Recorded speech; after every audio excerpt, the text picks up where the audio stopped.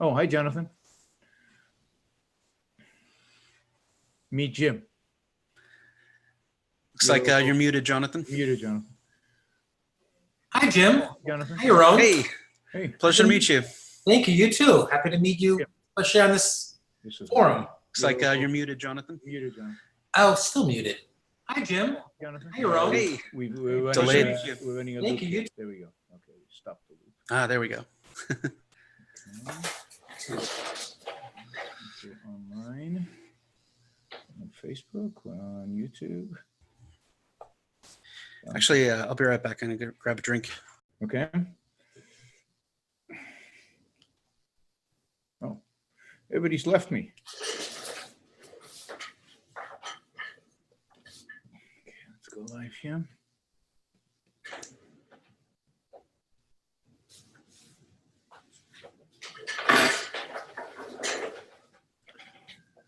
All right, we're going to get started. Welcome, everybody. Jonathan just disappeared. I'm used to seeing half a face, and then it went to zero, no face. Welcome, everybody, at the Yaron Brook Show. I guess it's Sunday. Time just keeps flying by. And I'm still in California for another couple of days. And then I head back, head to New York, and then head back to Puerto Rico. Okay, today we're doing a Hangout, which is where I invite some of my most substantial supporters to ask me questions live, to hang out and talk about ideas live. I will also be taking Super Chat questions, and I've also got some prepared questions, and we've got Jonathan and Jim with us. I'm expecting Jennifer to join at some point, but we will see. Yeah, we'll see if she can make it. Oh, she says her link doesn't work. That's weird. Let me see if I can send you a link, Jennifer.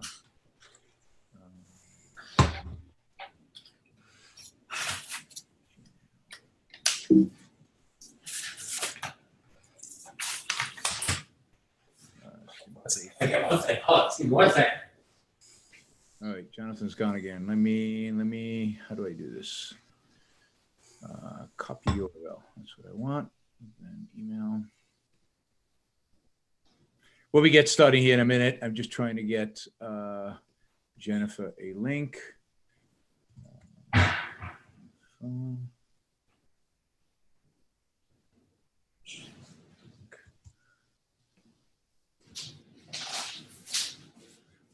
All right, I think this should work. Hopefully this will allow you to join in.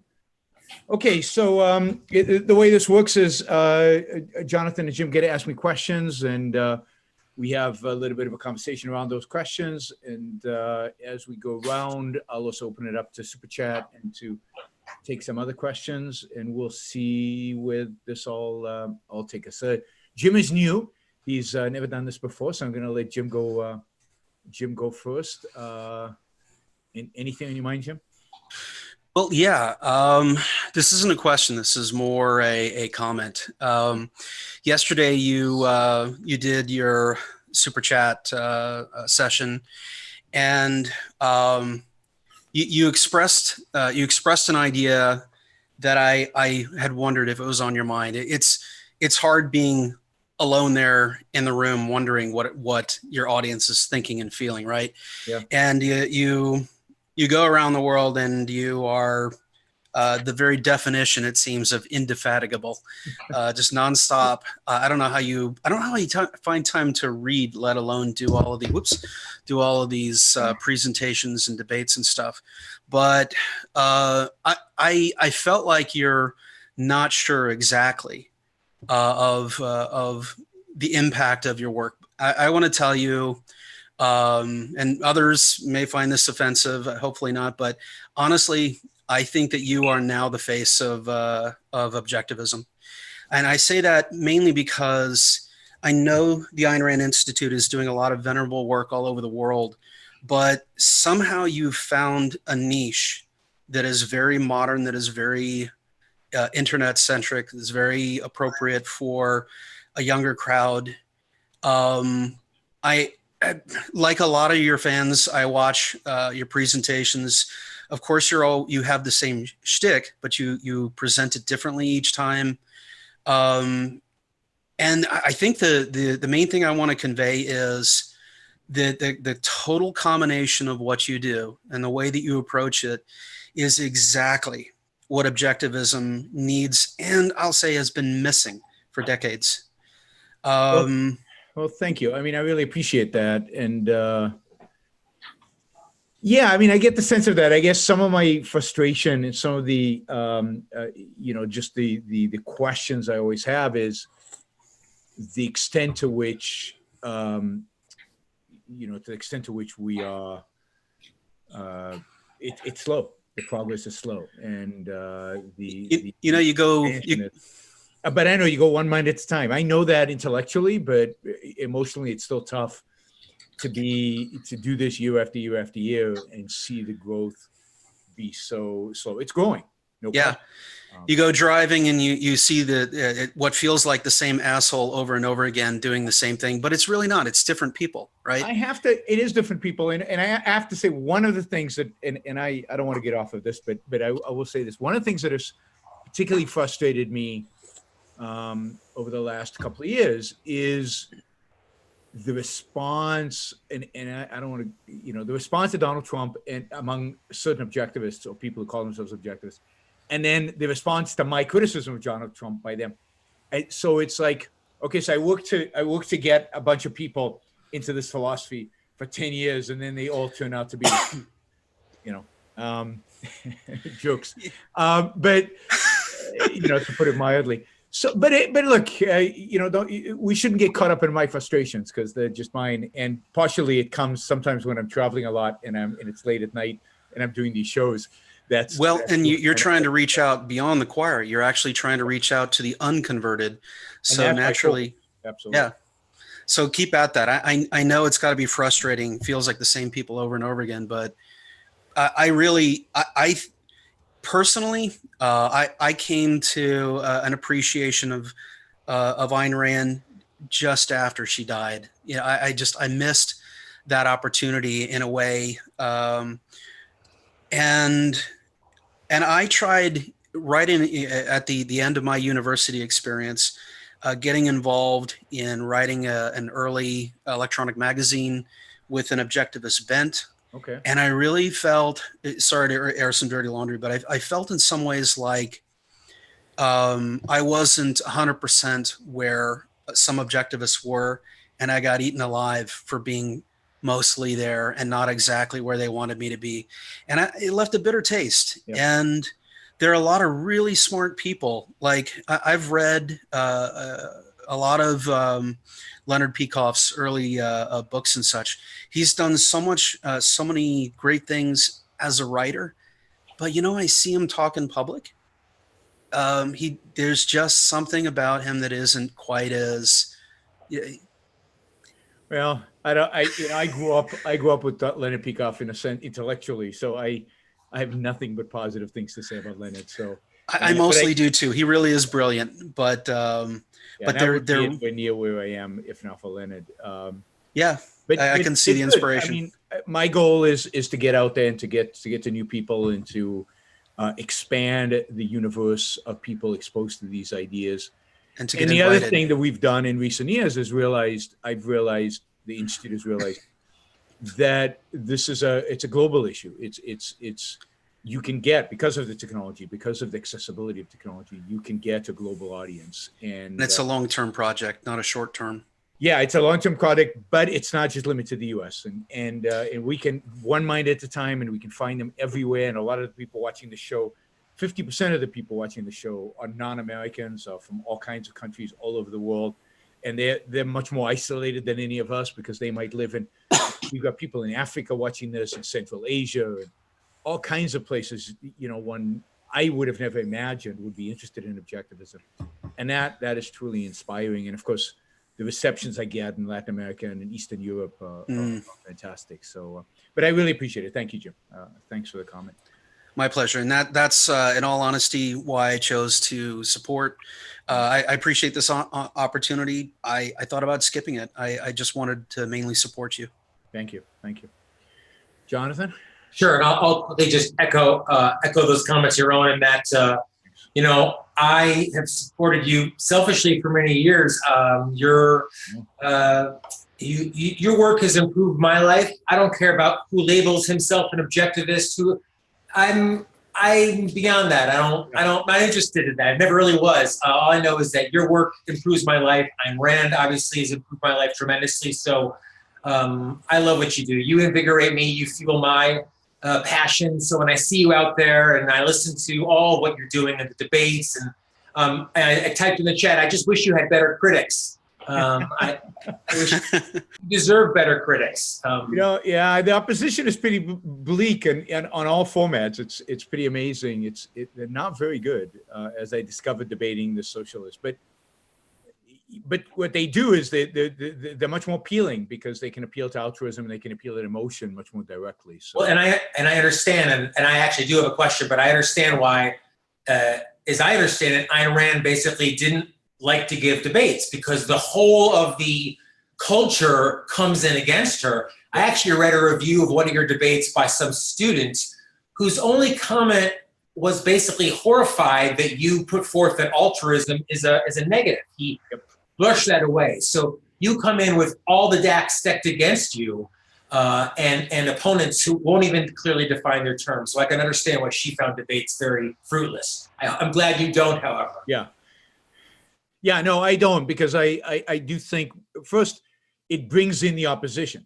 If I come to talk on a university campus, most of the time the people who show up are people who support me already, or people who are generally interested. In a debate, you get so every single one of the debates we did had 300 people. Some of them had more than 300 people. So a lot of people were there, quite a few people who oppose. And look, I'm not going to convince anybody in a debate. All you want to do in a debate is say, look, there's something interesting here. You should investigate. You should go find out about it. And and I know for a fact, because people have come up to me, that has worked. That is, people have said, wow, I've never heard that stuff. He's attacking altruism. What's up with that? This is interesting. Let me go read about it. And that's the beginning of a journey for them. So really, the debates more than the talks are to create cognitive dissonance, whereas the talks are much more about laying out a particular idea. The debates, you can't really lay out that much, so you're trying to stimulate them into doing something, thinking something new, and going and doing research. I'll just quickly say, just keep doing. You got people in your chat from Spain, from Canada, from Norway, from the Netherlands, all over the place. And all the work you've done your own over the last 20 years, all your own answers and stuff. So keep it up. It's growing. Don't be discouraged. All right, I'm keeping it up. Don't worry, I'm not going anywhere. All right, I'll ask a question if I could. Sure. Maybe a decade ago, Tara Smith wrote an article called "The Menace of Pragmatism" for the Objective Standard. And I didn't even know much about pragmatism at the time. It wasn't something that I thought about. It was one of those things that seemed kind of out there in philosophy and something that just felt. But it's come back so much in vogue now in pragmatism. So would you speak a bit to it? And I'll challenge you and say, well, look, if pragmatism does get you out of, if it gets you out of the fix, if it works, then why not? It seems to work for people who practice it. So speak a bit about pragmatism if you could. So I'd say, first I would say, look, pragmatism and being practical are not the same thing. And I think people confuse the two in the culture.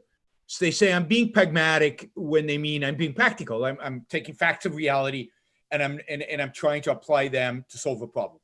So a lot of times people conflate the two in an innocent way, and what they're really after is being practical, which I think is a positive. So that's first. I wouldn't condemn every use of the word pragmatism, that particularly a general layman uses it. Beyond that, look, Ayn Rand, I think, said that pragmatism is really the American philosophy. America, since the American philosophy in the 20th century, since the founders, there have been no real American philosophers, with the exception of the pragmatists and then Ayn Rand, of course. And they came to dominate, unfortunately, the philosophical framework in America. And it seems kind of American, right? We're just about getting stuff done.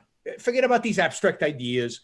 Leave me alone with the idealism. We're just trying to get stuff done. And if it works, let's do it again. And if it doesn't work, then let's ignore it and move on. And don't confuse me with principles. Don't confuse me with abstractions. Let's just get the work done. All right, looks like Jennifer's joined us, or somebody's joined us. So there's Jennifer. Cool. So it really has dominated America, particularly because America, and America's been dominated by, I'd say that the dominant feature of American culture, the thing that differentiates American culture from the other culture, is its orientation towards business, its orientation towards production. Businessmen, I think, drive American culture. It's, I think, what has saved us to a large extent, over the, over the last century or more.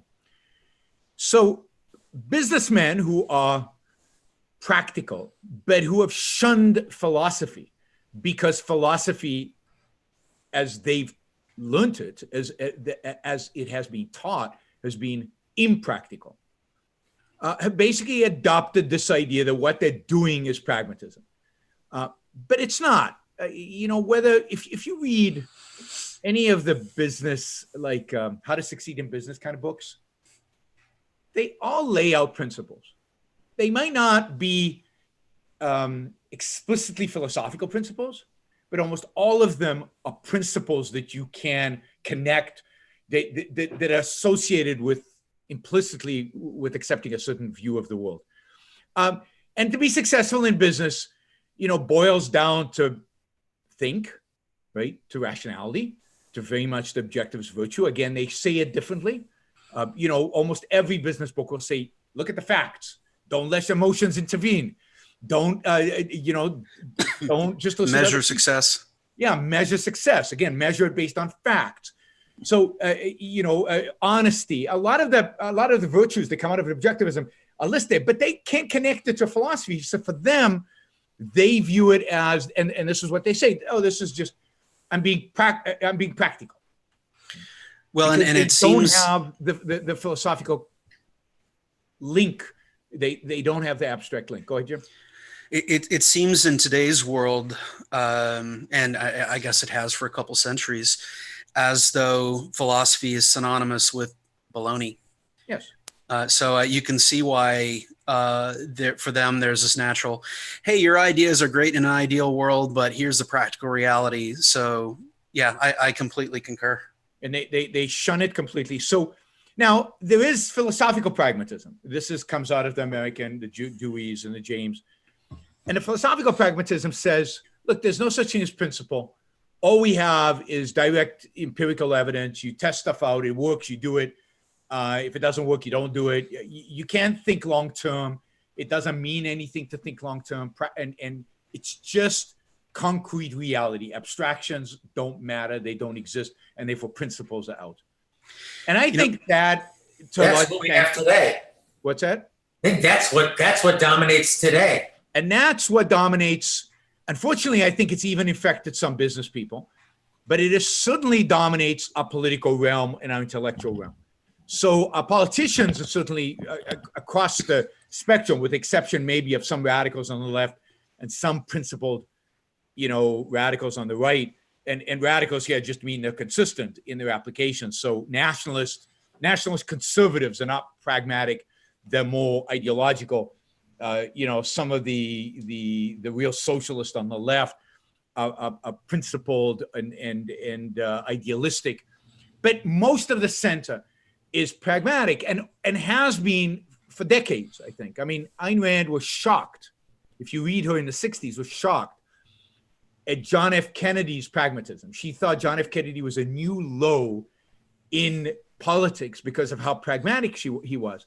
Now, if you compare John F. Kennedy to Donald Trump, I mean, John F. Kennedy was a principled ideologue, right? Idealist as compared to Donald Trump.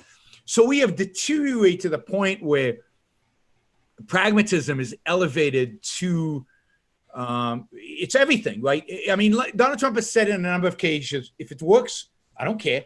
I don't care if I lied in order to get it. I don't care if what I said wasn't completely accurate. I don't care if I insulted some people. I don't care if I was disrespectful. What matters is, did it work? And he says it worked. So I don't care. And he has elevated pragmatism in a way that I've never seen before. Because he's willing to abandon all virtue, including primarily honesty, for the sake of it. And he's willing to, and he's proud of it, right? Other people, when they're pragmatic and they know they violated a certain moral principle that the culture in some way has or hasn't, they apologize for it, or they hide it, or they're kind of hesitant about it. No, Donald Trump is a proud pragmatist, and virtue matters not to him. It doesn't matter one iota. And it's one thing for a politician to be that way, but what I find scary about the American public right now is that they're buying it without criticism. That is, they're buying his pragmatism. They're saying, look, he gets stuff done. I see it all the time. I get people, he cut taxes. I don't care what he says. I don't care how he did it. He cut taxes. Or he's deregulating. It doesn't matter. They don't really look at how much he's deregulating, but, there's no, everybody accepts, even people who used to be good on foreign policy now say, well, you got to try to talk to the murderous dictator of North Korea, right? You got to try. What's the alternative? War. The only option is to talk to him. It's never worked ever, talking to evil, well, but you never know if this time it might work. Pragmatism in action. And it's infected so many people who I think were a little better, let's say, if a decade ago, 2 decades ago. I think that deterioration towards anti-cognition, which is what pragmatism is, it's a non-cognition, it's not principle, it's non-abstraction, it's non-long-term, it's completely, concrete bound and in the moment. That the fact that it's infected the landscape and infected our voters, I find incredibly dangerous. And at the end, non-sustainable. I think in the end, there'll be a backlash against this. This is a kind of, you remember Leonard Peikoff's Dim, where he talks about D? Well, this is a D on the right? This is a completely disintegrated view coming from the right now. And one of the cases Leonard makes in Dim is disintegration is not sustainable. It cannot last. People want an integrated view, even if it's integrated around the wrong principle. And I think both the left and now Donald Trump's right are leading us towards a future in which people will demand a bad integration, demand some kind of authoritarianism of the left, authoritarianism of the right. That I think it'll be of the right, but it's less important. What they'll demand is something to integrate around, something that is, that is authoritarian, where they get told what to do, because this pragmatism clearly is not going to work. It's going to lead to disasters, and then they're going to be again flustered about, okay, so what do we do now?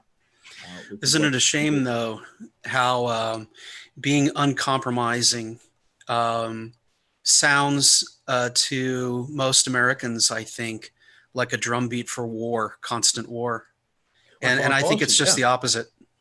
Absolutely. I always say, all you have to do is once, flatten somebody once, and everybody else will start behaving. There's no more wars.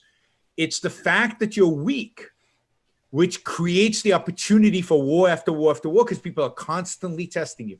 People are constantly pushing you to see how far can we go? How far you will go. I mean, Trump's response to Iran right now, I mean, he could have said, it's none of our business, let the Saudis take care of it. I'm open to that. I don't think it's a good response, but he could have done that. But no, he's doing the half measure of sending troops over there, but not being, so what are the Iranians? Oh, so he's not going to do anything. So they're going to try again. And they're going to drag him into a war, not on our terms, a war he's not fully committed to, and a war that he'll lose, or we will all lose in the end.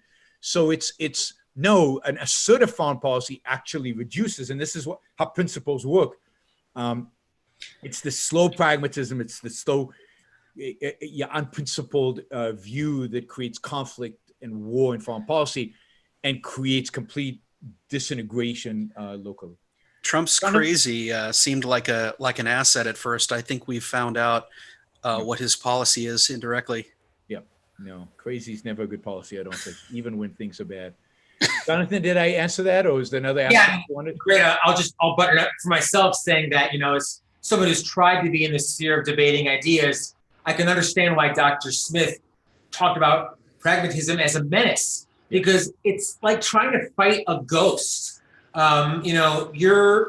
There's nothing to fight against, and yet somehow they're able to stand on a platform with you and say, "Hey, the results speak for themselves." And so I hope we get some integration on even bad premises as opposed to no premises principles at all. I mean, even the socialist I debated this last week, I had high expectations because I read his book. I didn't read his book. I read the first chapter in his book, which is a long chapter. And I thought, okay, this guy's at least principled. He's a socialist. He's got a view of socialism. It's clear. It's evil. It's really bad, but it's clear. It's principled. He's got an ideal. And but then he wimps out when he gets in front of the crowd. So in the first debate, he tried to stick to it, right? So in the first debate, hopefully we'll get the video soon. He's more principled, and I think the debate is at a more sophisticated level, but he's then frustrated that we're not talking about concrete issues enough because it's more abstraction. So in the second debate, we start talking about more concrete issues, and now he's already hedging, right? So now he's saying, well, we can try socialized medicine, and then if certain aspects of it don't work, we can always privatize them. And look, I believe in competition. Call it a win for you. Yeah, it was bizarre how much he moved during the debates, and of course he became the audience became more favorable towards him because now it seemed like he was just a mainstream guy. Although I know he's a wacky in the sense of really principled socialist who wants to take us towards collectivized everything. Yaron, if I could say something, this is one of the things that I love about your debates is that you get in there and you are almost always the one operating on principle. Sometimes you get people who are similarly principled, but most of them they get mired in the concretes and they get mired in attempts to appeal. Yep. And I think you come off, even if people disagree with you, you come off looking like you care more, like you know what you're talking about. So at some point during the debate, the socialist said to the crowd, the one thing I really respect about Yaron is he's completely consistent and he doesn't bend at all. And it was people respect that. Yeah. I mean, he even respected that. Hey, Jennifer, you made it. Hi. Yeah, I did. Good. See, do you have any, your turn, I guess. I was wondering if it's a stolen concept, maybe like in the debate, the socialists tend to do this. When we say force, we mean force from other people. And they try to use it like nature forces me to eat. They try to twist it into meaning that.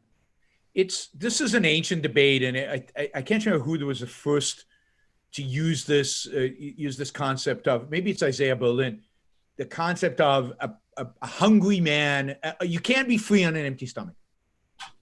That freedom is the possibility of doing what you want to do. And in a sense, many of them, when they're honest, will say, well, you can never be free because you're not free to fly, but you should be free to fly because that's what you want to do.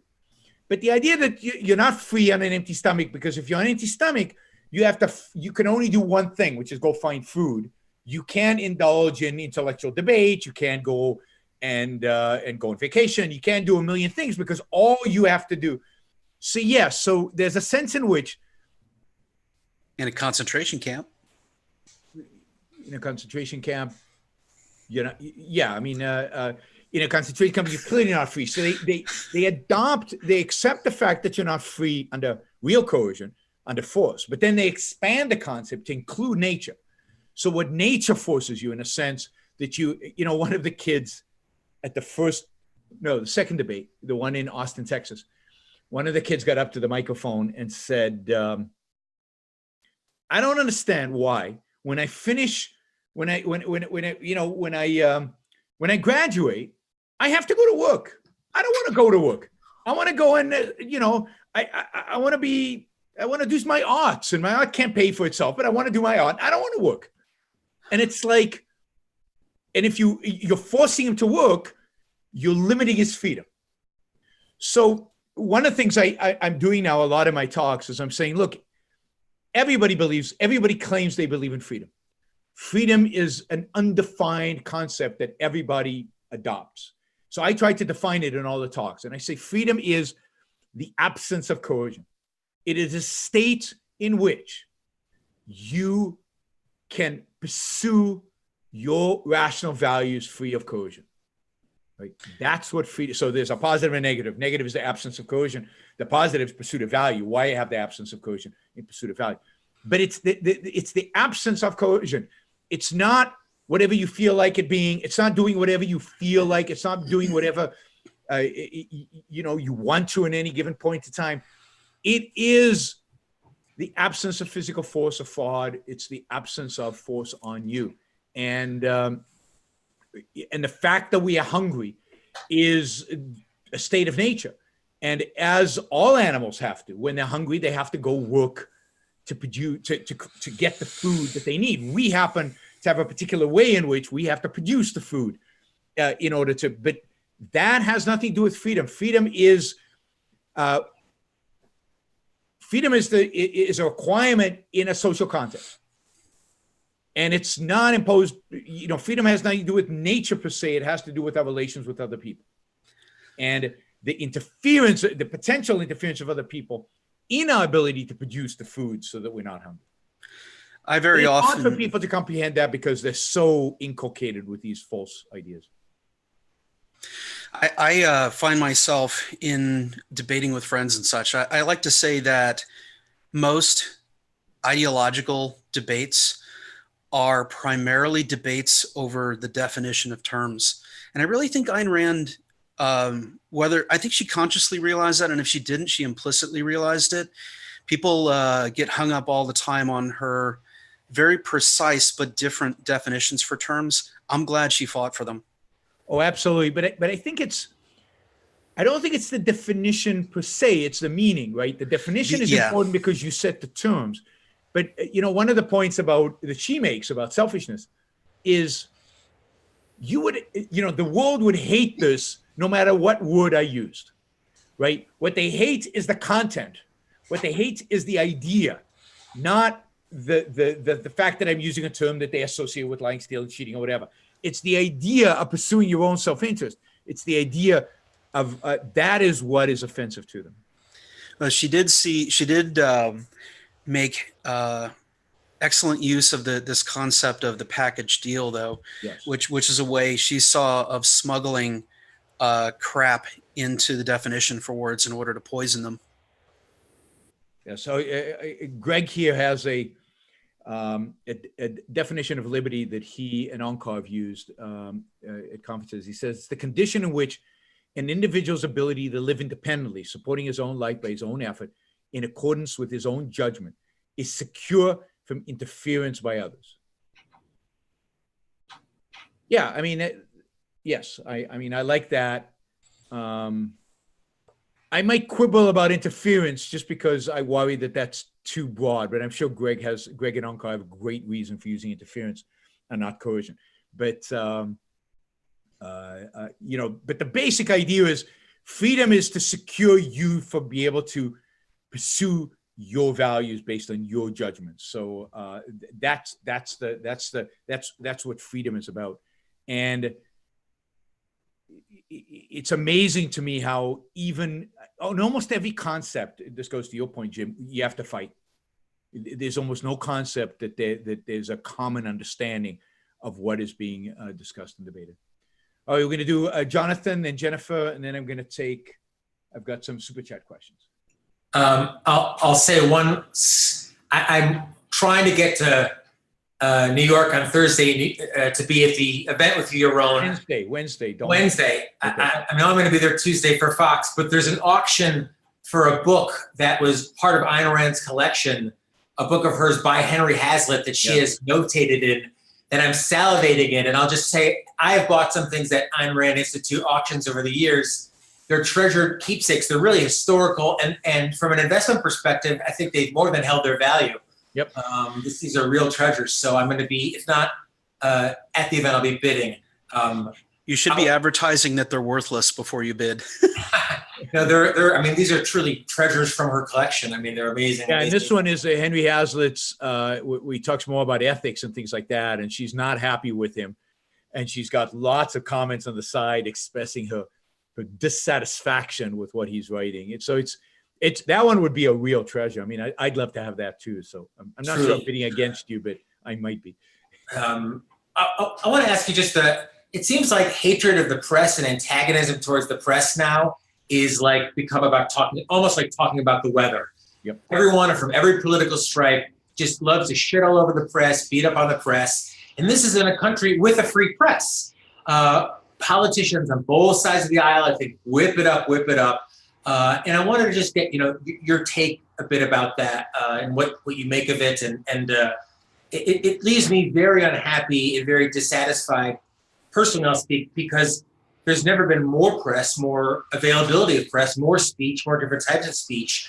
But I'm just very frustrated when I see the press as an institution, journalists as an institution, being just constantly demonized and hated on in a country that it seems like we've come the full circle. We used to celebrate freedom of the press and all that goes with it. So what do you I mean, I think it's very scary. I think it's very bad and it's very scary. And look, just to be complete, I think the press is to a large extent at fault. I don't think they are innocent here. They have a particularly I'd say the mainstream press has done bad things and is now suffering the consequences. But the problem is that now it's a wholesale denunciation of the press. And when you have a president of the United States who suggests that maybe we should shut down certain press outlets, that maybe certain outlets should be sued. I mean, that is beyond dangerous. That is anti the Constitution, and that is horrifically scary. But so now left and right, everybody hates the press. I mean, Obama did it to Fox. If you remember, Obama went after Fox in a way that was, again, completely inappropriate for the president of the United States. Trump has now doubled up on that. But it's in the culture. We all hate it. And the danger is, and this is, again, this trend towards authoritarianism. Remember, the first thing authoritarians need is to get rid of the free press. And the first thing in order to get rid of the free press is to discredit it, to disqualify it, to make it seem bad and evil and non-objective and horrible, and you're not learning anything from it anyway, and it's all biased and it's all manipulating you, and so on. So that's step one towards authoritarianism, is demean the press, put it down, denounce it at every opportunity. Step two is, well, we don't need it because we, the government, can provide you with a more objective interpretation of it, or we can shut down just some of the press. You see this in Hungary today. With Orban, who has shut down pretty much every opposition press, and his friends and associates own almost every press outlet. So theoretically, it's free press. The government doesn't own it, but it's all associates of the president who run the press. So that's step two towards authoritarianism. And then step three is I just take it all over and we're done. So it's a very, very dangerous trend. And I think while it's been going on for a long time, and Obama had a lot to do with it, Trump has taken it to a whole new level. And it's very scary. Now, I did say the press is partially responsible for it, and I think that's true. I think the quality of journalism over the last 30 to 40 years has come down dramatically because of what they're taught at universities. That is, if you're taught at the universities that objectivity doesn't matter, that objectivity doesn't exist, right? Then they come into journalism embracing their bias and being willing to be biased, and they don't even try to be objective because there is no such thing as being objective. So I think that everybody now is accepted. They accept it of themselves. Fox is on the so-called right. New York Times is on the left.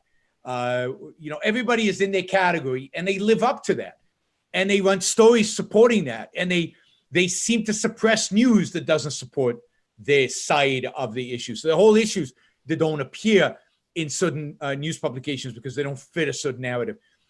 And so they're reinforcing this really, really bad tendency in the culture and in politics to blame the press for everything. They unfortunately playing into that by being that, at least to some extent.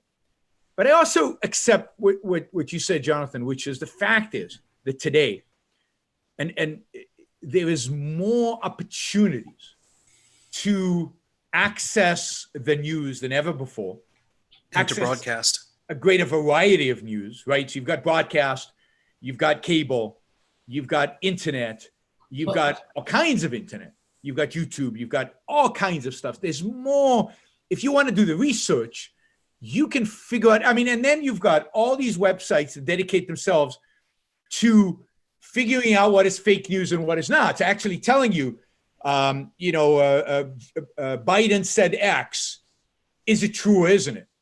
And there's a whole industry now of websites. Now, some of them are better, some of them are not. But again, you can test all those out. So there's massive opportunities here for you as an active individual to figure out. Now, compare that to when Reagan ran for president. And, he was facing 3 networks. That was it. NBC, CBS, and ABC. No Fox, no CNN, no internet, and no talk radio. So this is a time before Rush Limbaugh, before talk radio, before anybody. So all he was facing was a monolith. 3 networks that were clearly left. The New York Times, Washington Post, the print media, which was dominantly left, and he won. So if you're conservative, let's say today, you have a million places you can find news oriented to you. Although what you should be looking is for objective information. So you should be looking across a variety of different news sources. Those days you had nothing. Your Wall Street Journal, maybe. And even then, the editorial page, not the front page. The front page has always been pretty left. So I hear this from even objectivists. I get very frustrated when I hear people condemning the press, because it's like condemning free people's minds. Maybe they're frustrated that the culture is left, or the culture isn't where it is, but condemning the press itself, I think it reminds me of, in Screen Guide for Americans, Ayn Rand talked about, don't put down business people, don't make them the enemy, don't make them the villain.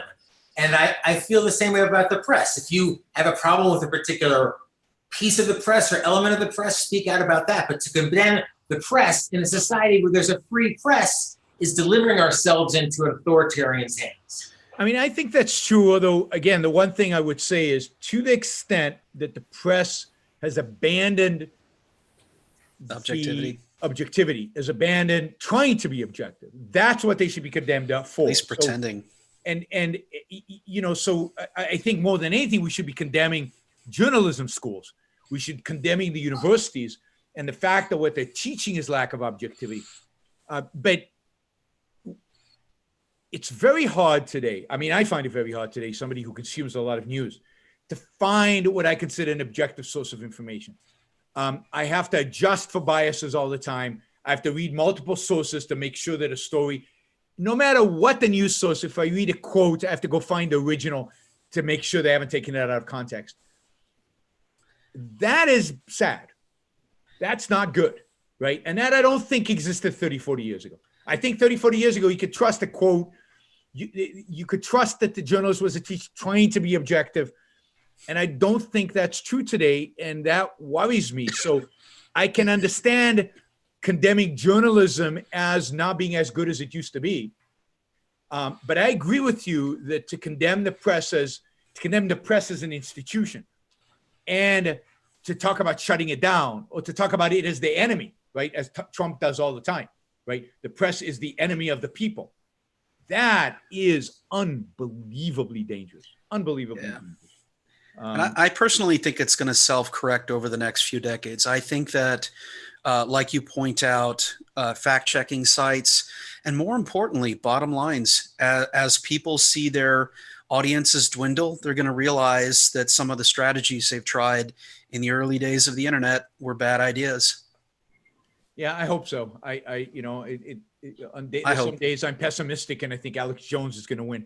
But yeah, I certainly hope that real journalism wins out and objectivity returns. And the fact that there's a discussion now, and I think this is a good sign, there's a discussion about this issue right now, about objectivity in journalism. You know, I think some of it is coming out of the intellectual dark web. Some of it's coming out of other places. Even people on the left are now saying, well, wait a minute, you know, journalism seems to have veered away from facts.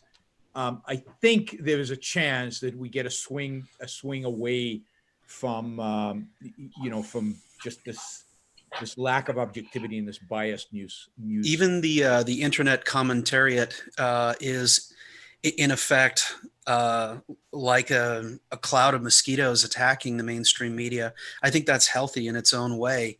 That they're, I think a lot of people, and I'm certainly there, get a lot of our news through secondary or I guess tertiary sources.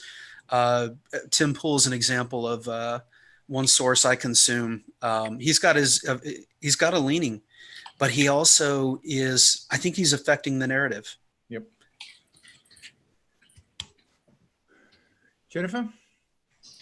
Well, what do you think is the motivation for the criticism of objectivism that it's, quote, too simplistic? You ever hear that one?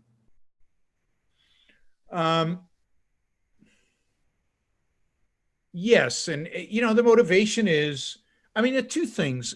I mean, a few things. One is, I think that a lot of people really believe that.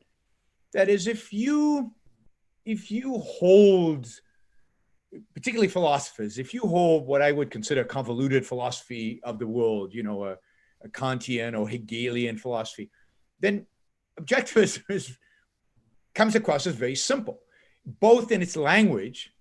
It actually is written in English, in understandable English, and in its concepts. They seem to be very simple. They're connected to reality. But if you don't believe reality really exists, and if you believe that things are much more complex, and then, yeah, it comes across as simplistic. So I think when people are infused with another philosophy and are not thinking with a connection directly to reality, when they read it, I think they honestly think, yeah, this is too simple.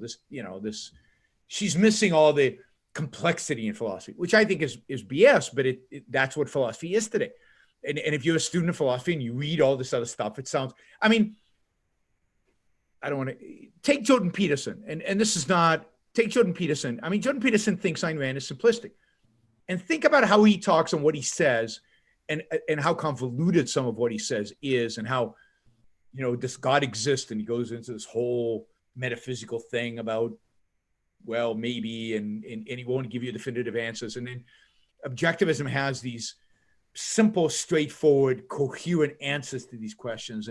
But he wants to deal with Jungian archetypes. And now partially it's because he's in psychology and not really in philosophy, but even his philosophical views are very complicated and complex for in a sense, no good reason, right?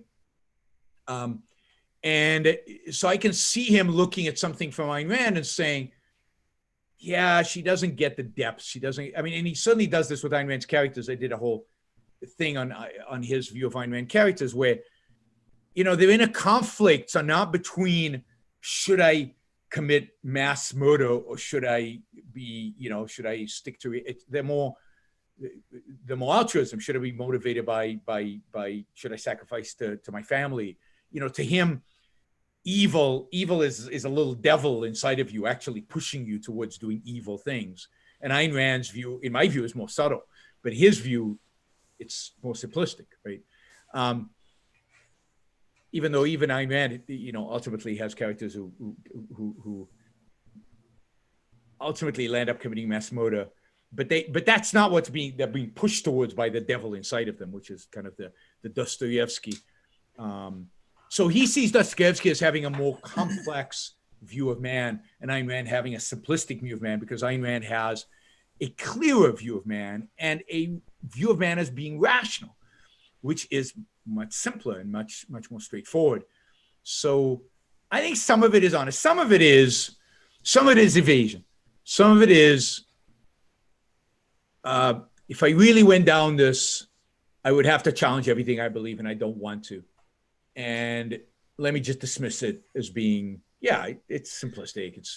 I like the complexity because the complexity makes me feel comfortable. Because if not for the complexity, I'd actually have to understand stuff. I'd actually have to know stuff. I'd actually have to commit myself to knowledge. And with the ambiguity, I can stay in this fog. So there's certainly a dishonesty and an evasion as part of it. So I think it's a mixture of those things. I think it's intentional. I think it is a hand wave. I think it's, I think some people know better. They know that her ideas are complex, but they want the person who doesn't know to say, oh, yeah, just hand wave. Yep. I think that's right. Yeah, I think they don't want people to be able to understand it, especially young people. They want to confuse them so they can say, oh, well, this is too complicated for you, so you have to listen to me. And, you know, it's part of their way to gain control over people. Yeah. is to you know, present their ideas as complex. But I don't know how much of that is they do consciously, and how much of that is just a product of their you know, of their ideas and just they doing subconsciously. They're doing it. They're evading their true motivation, and they're doing it elsewhere. So it's sometimes it's hard to tell. I mean, nobody's as conscious of as evil as Tui is. Think about Tui in the Fountainhead. And then it's a question of how conscious of people are of the evasions and their true motivations. And it's hard to tell how conscious people are of that, how willing they are to bring it to the forefront of their mind. I'm doing this because I hate people. You know, how many people actually hold that? I think very few. But they do it because they hate people. They just they don't bring it to awareness. Jonathan, I agree with you in terms of there's more news available at the lower price with faster delivery than ever before. So I agree with that. Yeah, it's and people should stop focusing on the press and start focusing on, you know, finding truth and bringing truth to the forefront rather than demonizing opponents. Yeah. Let's see. All right, I've got a 4 super chat question. Let's try to do these. Did Ayn Rand and Plato agree that the elite of humanity moves society? It's just that Plato believed that this elite should control everyone else, whereas Rand believed the elite should simply be left free to produce and create. All right. No, and a little bit yes. So the core for Plato is not just that the elite moves society. The core idea for Plato is that only the elite know the truth. Only the elite can know the truth. Only the elite commune with the world of forms. So only they knew the true nature of reality. So that it's not that they are great producers. It's not that they are great inventors. It's not that they are great movers forward. It's that they are the only ones that have the skill, the ability, the talent to know the truth and therefore guide everybody else in how to live. So we, the people, live in a cave. We only see shadows. We don't know what real reality is like. We don't know. We cannot discover truth. And therefore we need their guidance. For Rand, it's very different. The truth is accessible to everybody. But your ability will determine how much you can produce, how much of your ideas are going to be new, how much you'll innovate, how many new scientific discoveries you will make. And then you're not then supposed to take what you know and tell people about, you know, and they're supposed to just accept it. The whole idea is because the truth is accessible to everybody, you then teach them about the truth. And the truth is accessible to them. And the way you move civilization forward is through education and through production, right? And then you trade with people. And by the way, trade is a way to teach people. So the way I learned that the iPhone is amazing and that I needed an iPhone is by trading with Steve Jobs, right? I didn't know that beforehand. He convinced me through marketing, which people say, oh, marketing, that's not important. No, marketing is education. It's a form of education. It's a form of education about products. Advertising market is a way we learn about what's available out there. And sometimes the low quality of marketing and advertising, like its appeal to base emotions, is a reflection of the baseness of our culture. It's not a reflection of the fact that advertising has to be base. So Ayn Rand's and Plato's conception is completely and utterly different. It's more, and again, Ayn Rand you have varying abilities, right? It's not 0-1. It's not you either commune with the world that forms or you don't. You have variable abilities based on your intelligence, based on how much hard you work, based on how focused you are, based on how motivated you are, based on a lot of different physiological, psychological, and chosen criteria. And, again, it's not, you can't know anything. So Plato is really, really bad. And Ayn Rand is really, really good on this. So Plato's theory leads by necessity to authoritarianism. And Ayn Rand's vision by necessity leads, her epistemological view about who can figure out truth, leads by necessity to a free political system, to capitalism. So the differences are, is ginormous a word? I guess not, but they're enormous. They're really, really big. All right, let's take one more super chat question. Even though man has free will, can psychopaths and evil people ever be cured? If Jeffrey Dahmer had checked his premises, he would have been fine. That's a question. And what's the difference between psychopaths and nihilism? Psychopathy and nihilism. So can evil people be cured? Well, it depends how evil they are, what they've already done. So if Jeffrey Dahmer's already killed, you can't come back from that. There's no cured. Okay, I checked my premises, now I'm a good guy. Once you've killed and you realize, you check your premises and you want to be a good guy, the first thing you'd want to do is commit suicide because of what you've done that's so evil. So, I don't think that all evil at any point in time can be reversed, can be cured. But if you haven't acted on it yet, can you check your premises? I think you can with the help of a psychologist. I don't think philosophy is probably enough. I think you probably have to have a psychologist who will help you integrate your ideas with your emotions so you don't get these violent emotions that are causing you to do evil, really nasty things. So as long as you haven't acted on it, I think you're still redeemable, potentially. Now, you'd have to ask a psychologist, at what point is it no return? At what point can you not unintegrate, get rid of the bad premises? I don't have an answer to that. And I'll say the same thing about psychopaths. I don't know enough about psychopaths. Now, I read this book. Somebody recommended I read this book about psychopaths. It basically said, you're born this way, you are this way, and there's nothing you can do about it. And psychopaths just they don't care about anybody else. They just zero care about anybody else. I find that whole line of reasoning hard to believe. I know there's, now maybe there's a neurological thing that disconnects you from being able to associate for a particular. I think it's a lack of empathy is the defining characteristic that they. What is empathy, right? It's I think the inability to relate to other people, because it's more than just you can't feel for other people, because sometimes I lack empathy, but I don't consider myself a psychopath. So it's something that where you've come to the conclusion implicitly, and this is why I don't think you're born with it, that other people are there just as a tool to be used by you.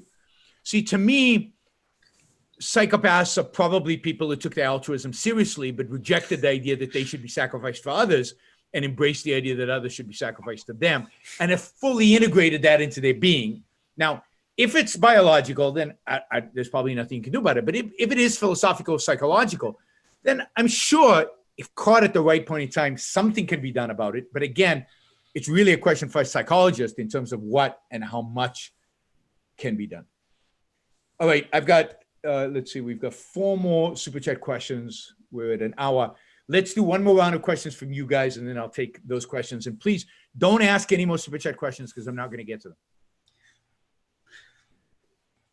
I'll go ahead and pass on my turn so you can take others. Jonathan? Ron, did you see quickly in pop culture? Did you see The Spy, the Netflix adaptation of the Ellie Cohen story? And whether you did or not, you knew the story obviously, and what do you think of it as just part of Israel's history? And what can you say about it? So this is a series that's on Netflix right now. It's in 6 parts, I think. I've just finished part 3, so I'm right in the smack in the middle of the series. It's based on a true story of Eli Cohen, who was an Israeli spy in Syria in the early 1960s, and we grew up on the story. So this was a story that, because it was one of these spies. I'm not giving anything away. He was caught because the series starts with him being caught. So he was caught, and therefore he became and it was publicized. So he became a legend, and we grew up on that story as a story of heroism. I think the movie's very well made. I'm amazed at how Sacha Baron Cohen, who plays the lead in it, how good of an actor he is. I think he does a really good job in the lead, because I think of him as Borat, right, as this ridiculous comic, but here he does a dramatic role and he does it very well. I think the story's well dramatized so far, and it's an interesting story. There's an interesting story about what it means to be a spy, what you have to give up to be a spy, what the value is, the upside, in a sense, of being a spy, but also the dangers and the downside, and what happens to everybody close to you. So I think it's very well made, and I encourage people to watch it. And it's a piece of Israeli history that my sense is almost nobody knows, right? Pre-1967, the Syrians have the Golan Heights. They're continuously bombarding villages in the valley. All of that is unknown. And then one of the things that the series seems to reveal is all the intelligence he collected, which was ultimately used in the Six-Day War, which became invaluable for the Israelis in the Six-Day War to take the Golan Heights with minimal casualties. Without Eli Cohen, that would have been a far, far, far more, costly war, the Six-Day War on the Northern Front. So he was a hero. It's hard sometimes to tell the motivations of people. And I think in this show, they try to show us some of the motivation, but it's not completely clear what the motivation is. That's because I always ask, was it worth it for him? Right? Was the value he's fighting for worth it? And I think it would be good if you'd done more on the motivation, why he loves Israel so much, for example, why this is worth risking his life and everything. He could have said something about he's got, his children and the kind of world he wants his children to live in. So you could have created more of a rational motivation for what he does. I don't think they do enough of that. But overall, a good show. Did you enjoy it? Yeah, I enjoyed it a lot. And it's up there with The Raid and Tebby as kind of really great, historic, true life stories. You always say you're sick of superhero movies.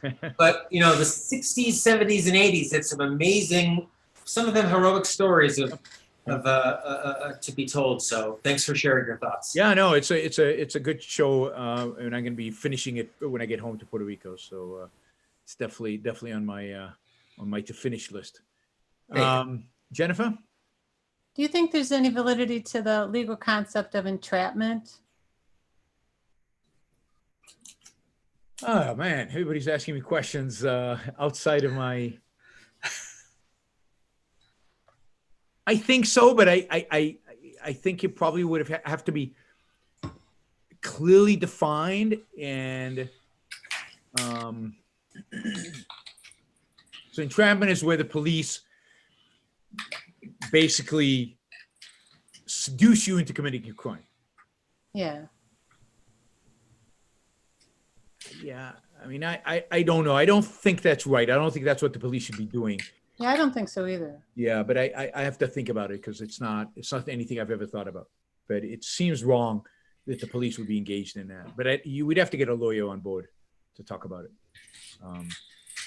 All right, let's see. All right, thank you, Yaron, for highly recommending Why Businessmen Need Philosophy, which is a book. I think this is the best introductory book for all new objectivists. I don't think so. I think Who Needs Philosophy is probably better, and there's a bunch of others that are better. So I don't think it's the best. But anybody oriented towards business, I think, would find this particular book really good as an introductory book into the philosophy, because it introduces it through your values, which are business, if you're really interested in business. By the way, I noticed behind Jonathan this big poster, right, for his book. You want to say something about your book, Jonathan? I'd be delighted to. Thank you, Yaron. This is, I have a few copies here. This is the new book that Yaron contributed to, called A New Textbook of Americanism. It's a great introduction to Ayn Rand's basic political idea of individualism as the fundamental principle of this country. Yaron graciously contributed to it. It's available at textbookofamericanism.com. It's a great gift. And Audible too. Thank you. It's on Audible, it's on everything. Yeah, that's great. Thank you, Yaron. Yeah, it's a fantastic book that Jonathan put together, and it couldn't have happened without Jonathan's work. So thank you, Jonathan. Good work. And he a lot of editing, a lot of work went into putting this and writing. All right, I've got two questions here I think we can do quickly. What would you think of Unwritten by Natasha Bedingfield as an unofficial anthem to objectivism? Don't know what it is, so that's an easy one. Never heard of Unwritten. Okay, here's one. Some people are sounding the alarm about the New York Fed infusing money into capital markets overnight, interbank loans. Do you think alarm is warranted? I talked about this yesterday, so I'm going to refer you to yesterday's show. I don't think in the short run it's alarming. I do think in the long run it is, in the sense that I think the Fed, there's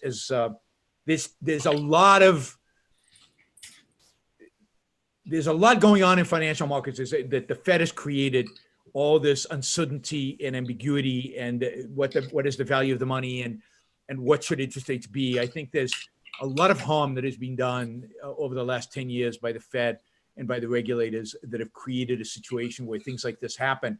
I don't think in and of itself it is dangerous, but as a signal, as a sign that the financial markets are not healthy, it is a real sign of that. And I think financial markets are very unhealthy, and there will be consequences. I don't know how they're going to manifest itself exactly, but there will be consequences. Jonathan, you want to say anything about that? I don't know if you've given any thought to the No, thank you. repo markets behavior. Okay, in GOT is Game of Thrones, of course. What is wrong with Cersei and Jaime's relationship? Now remember, this is a relationship between brother and sister. Objectively, what is wrong with incest between consulting adults? Really struggling to figure this one out. Thank you for the value you provide me. Oy, I mean, collective versus individual here. Oof. Well, it's an interesting one, and it's again very psychological, and I think out of my league. But so I'll take a stab at it, but this is certainly not definitive. So I think there's something unique about romantic love and about sex. Sex as an expression of romantic love, that between siblings psychologically, I think it just doesn't work. Now, I don't know how I can prove this, and I don't know how to express this. Now, genetically, we know that genetically it's an issue, but I don't know that fact that genetically it's likely to produce negative results manifests itself in people's actual emotions and behavior. But I do suspect that growing up with somebody, living with somebody on a daily basis as an infant, as a pre-rational being, and I don't see how that kind of life can generate the kind of sexual response of romantic love. So I think it is probably true that when you see instances of incest, when you see very closely related siblings falling in love who have grown up together. Now, if they haven't grown up together, then I don't see, I guess, a problem in it other than a genetic problem. But when they've grown up together, I think it's usually a manifestation of some psychological issue. It's usually a manifestation of some psychological problem and not healthy, and will not result in a healthy psychological relationship. But that's me being very speculative about psychology, and it would be good to have somebody like Gina Golan to talk about this. But our responses to romantic love, I think, come from, I don't think one can have that response if one has experienced everything another person has experienced in growing up. All the stupidity and the little things and the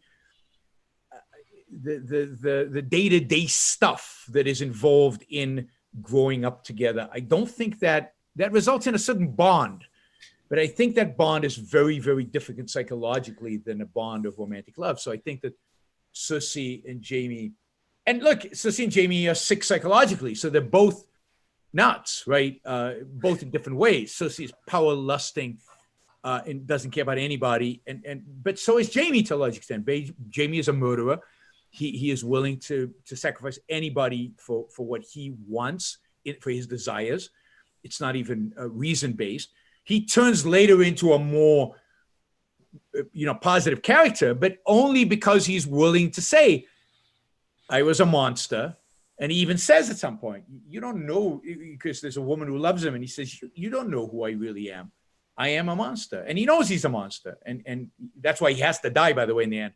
Not that I'm giving spoilers alert, I guess, but he has to die in the end because he is a monster, and he has to die for the monstrosities that he's done.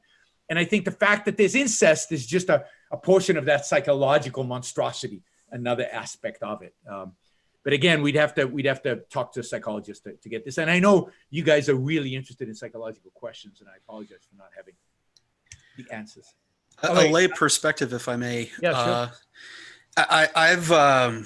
I've heard in many contexts that there's a biological basis why most of us don't engage in incest. That, just like you said, just growing up with other people somehow flags the people you grow up with as invalidated. In fact, I think I'd heard that studies of children, boys and girls who grew up together in kibbutzes, tend almost never to have romantic relationships as adults, even though they're not genetically related. Again, suggesting that it's the growing up that somehow flags people as off limits. That's interesting, and I think that would be interesting. And I don't know about the statistics on the kibbutz. That would be interesting to look at, because they did at least for the early days in the kibbutz, they used to grow up in children homes, not all together without their parents. But there's an obsession with incest. It goes back to the Greeks, right? I mean, and not just a sibling, but also daughters' fathers, which is in the Old Testament. The daughters of, what's his name? I forget his name. Seduced him. What's that? Was it Lot? No. Lot, yes. I think the daughters of Lot seduce him. I think it is. And then there's the Greek mythology. There's the Oedipus complex, which Freud named, and it exists in that these relationships. So the risk of these relationships always seems to hover around, not always, hovers around certain Greek plays. So there's something intriguing about why there's not more of this, and warnings against it throughout all many cultures. I don't know if all cultures, but many cultures have stories and plays and holy scripts that warn us against these things. And quick note on that too. My understanding, I don't have the statistics at hand, but my understanding is that when it comes to incest and rape by fathers of daughters, it's almost always, statistically, it's almost always stepfathers and not biological fathers. Interesting. That's interesting. Okay. All right, last question. Do you want to be buried or cremated, and why?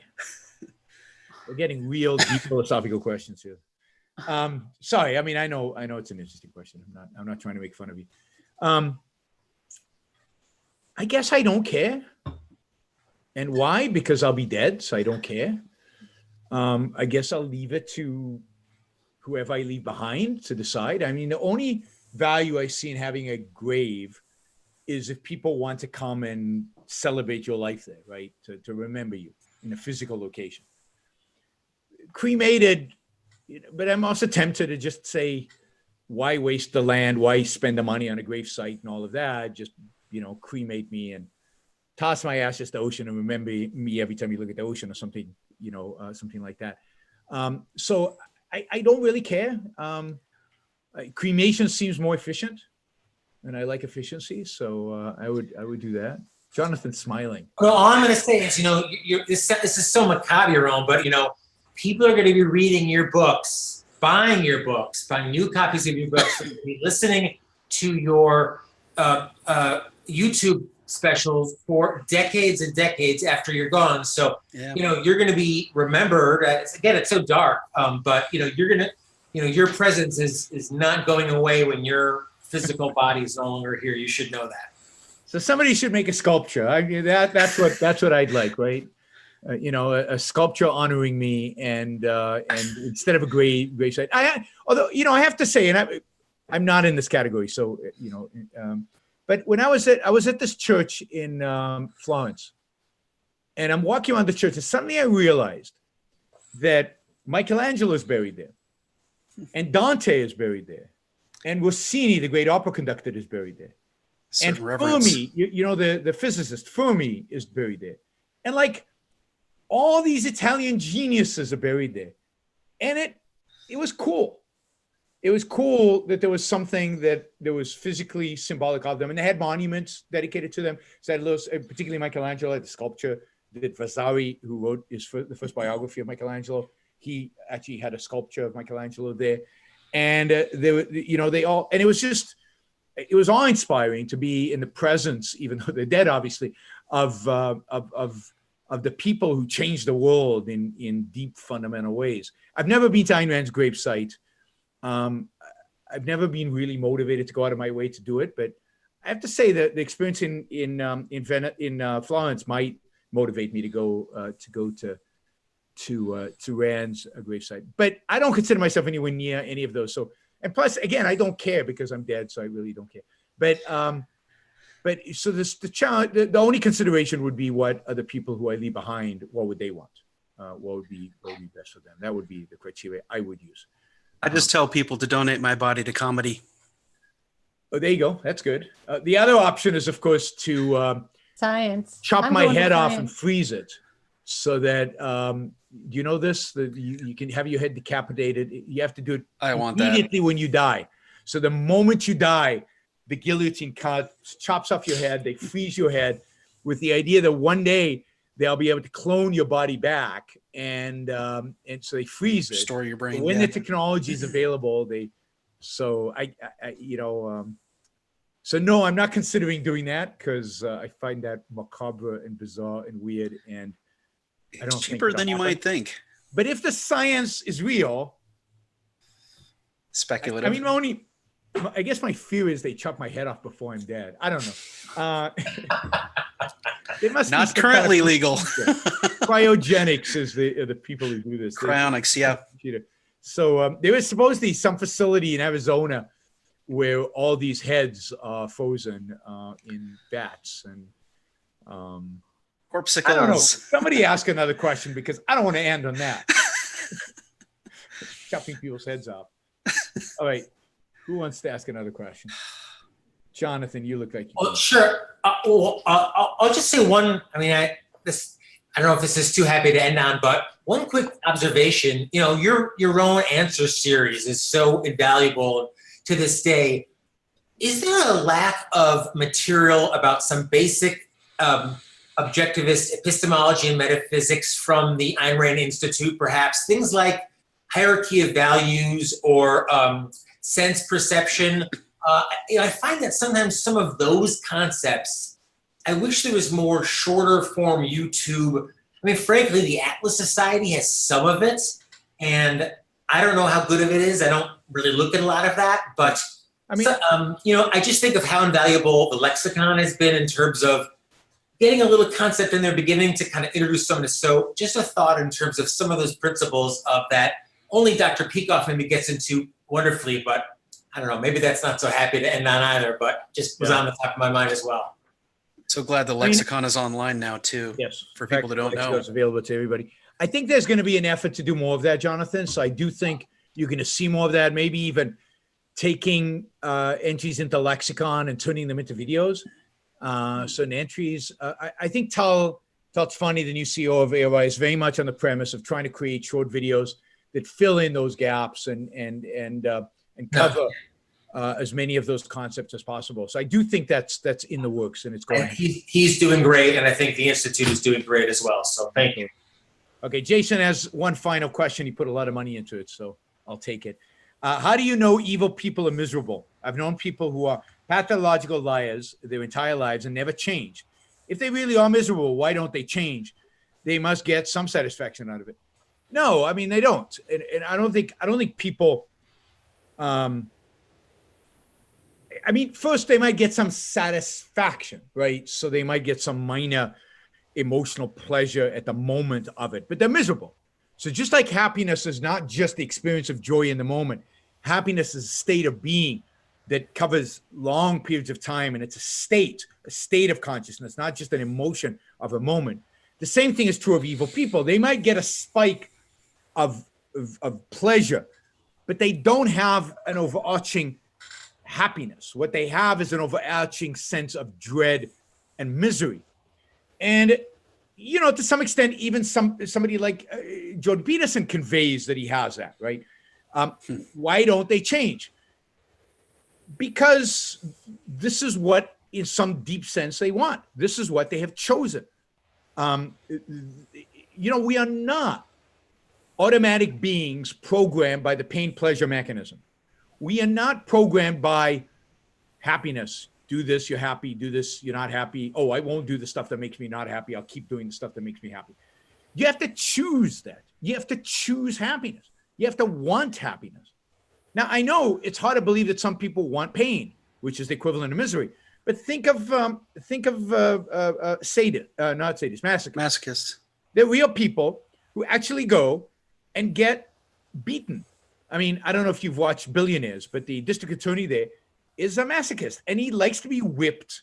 I mean, not a little bit, you know, just to tingle the senses, but whipped painfully, and he's proud of his bruises. Now, I can't contemplate causing myself pain on purpose. I don't like even going to the dentist because it involves pain on purpose.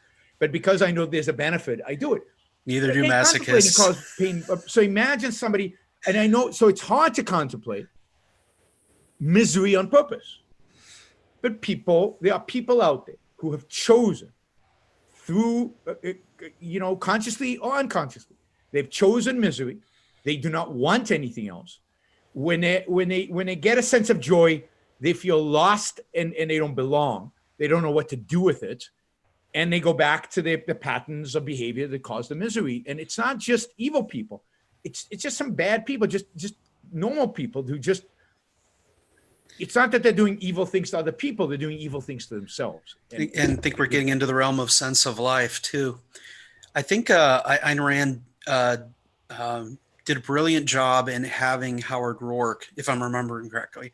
Howard Rourke, in one scene, describes how whatever pain he's feeling only goes so deep, and below that is joy. And I think for a lot of people, it's the other way around. The pleasure only goes so deep. I think that's right. I think that's right. And a lot of people condition themselves that way too. So they have promiscuous sex, for example, so they never know how deep pleasure can go. Because to do that, you have to experience it, for example, a romantic relationship. But if you avoid a romantic relationship, you think you're having fun having sex, but you have no clue, right, what is actually possible. But it's some people don't let it go too deep because if they feel the pleasure deep, then why am I miserable all these other times? Why is everything else not going well? They would have to question too much, and they don't want to question that too much. Again, choice is a deep idea, right? Free will is a deep thing. We live in a world where too much of the assumptions out there in the culture are that we're somehow determined by pleasure. Pain mechanism determined because we want to be happy, and everybody has good intentions. You hear that a lot. Everybody wants to be free. You hear that a lot. No, people don't. Lots of people want to be miserable. What's miserable? Lots of people want to be unfree. Lots of people want to suffer pain. It's sad, but that's the reality we are challenged with. All right, it's an hour 25 minutes. I've done my shtick. This was fun. Thanks, Jennifer. Thanks, Jonathan. Thanks. Great job, you. Yaron. Thank you so much for all you do. Keep it up. Jim's the first timer, so thanks, Jim, for joining us. And thank you My all pleasure. for using the super chat. And I noticed yesterday when I appealed for support for the show, many of you stepped forward and actually supported the show for the first time. So I'll do it again. Maybe we'll get some more today. If you like what you're hearing, if you appreciate what I'm doing, then I appreciate your support. Those of you who don't yet support the show, please take this opportunity. Go to yaronbrookshow.com/support or go to subscribestar.com, Yaron Brook Show, and make a kind of a monthly contribution to keep this going. I'm not sure when the next show is. I guess there's a possibility I'll do one tomorrow. Depends on how time works out. Basically packing up to leave, and then I'll be gone for in New York. For sure, there will be a show on a week from Monday, and then there are going to be a lot more regular shows after that because I'm traveling less in the years to come. All right, thanks everybody. Look forward to talking to you soon, and have a great rest of your weekend and a great week. Bye, everyone. Bye, Yaron. Bye-bye. Bye.